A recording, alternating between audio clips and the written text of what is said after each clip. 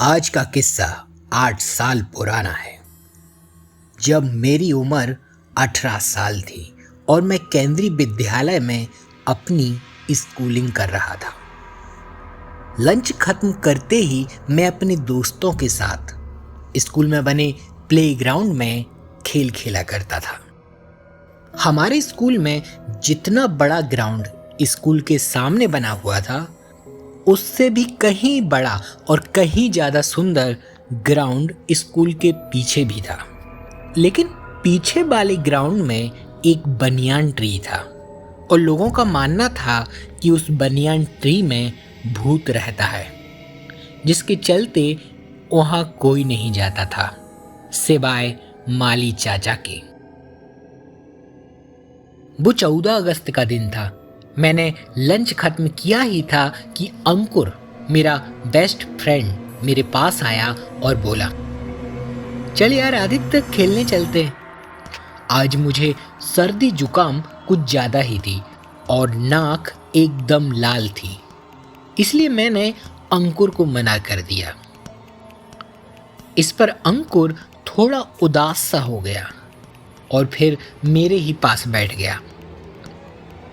Class के बाकी लोग 15 अगस्त के लिए प्रिपरेशन कर रहे थे और कोई स्कूल को फूल पत्तियों से सजा रहा था और मेरा दोस्त अंकुर मेरे बाजू में बैठकर मुझे पका रहा था। अंकुर की बातों ही बातों में शाम होने को आ गई। तभी अंकुर बोला, चल यार छत पे चलते, तुझे वहां पे अच्छा लगेगा, एकदम माइंड फ्रेश हो जाएगा तेरा। मुझे पता था कि छत पर बाउंड्री नहीं है और यही वो कारण है कि छत पर जाना किसी को भी अलाउ नहीं था, इसलिए मैंने अंकुर को तुरंत मना कर दिया। पर वो अंकुर है, वो कहाँ मानने वाला था। मेरा हाथ पकड़कर वो मुझे खींचते हुए छत पर ले गया। छत का नजारा काफी सुंदर था। सारा शहर छत से दिख रहा था और वो बनियान ट्री भी। तभी मैंने अंकुर से पूछा, यार अंकुर, क्या इस बनियान ट्री में सचमुच भूत रहता है? इस पर अंकुर बोला, हाँ शायद। ऐसा बोलकर अंकुर छत पर चौक से कुछ बनाने लगा, एक अजीब सा गेम। उसने अपने पॉकेट में हाथ डाला और पॉकेट से कुछ कॉइन्स निकाले और उन कॉइन्स को उस बोर्ड पर सजा दिया। बोर्ड के एक साइड अंकुर था और दूसरी साइड मैं। इसके बाद अंकुर बोला, अगर ये कॉइन्स अपनी जगह से हिलने लगे तो समझ जाना कि भूत हमारे आसपास ही है।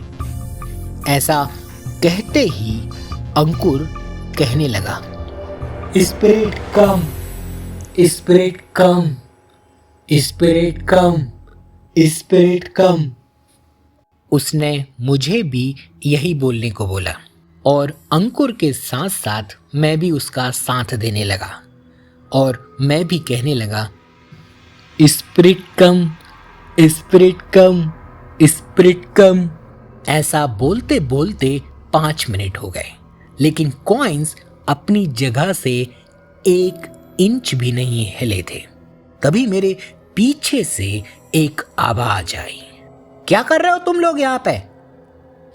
मैंने मुड़कर देखा तो पीछे पाठक सर खड़े थे। उन्हें देखकर हम लोग सीढ़ियों से उतरकर जल्दी से क्लास की ओर भागे और स्कूल खत्म करते ही अपने अपने घर आ गए। अगले दिन 15 अगस्त था। जब अगले दिन मैं स्कूल पहुंचा तो पता चला कि रात में अंकुर ने फैन से लटक कर सुसाइड कर लिया है।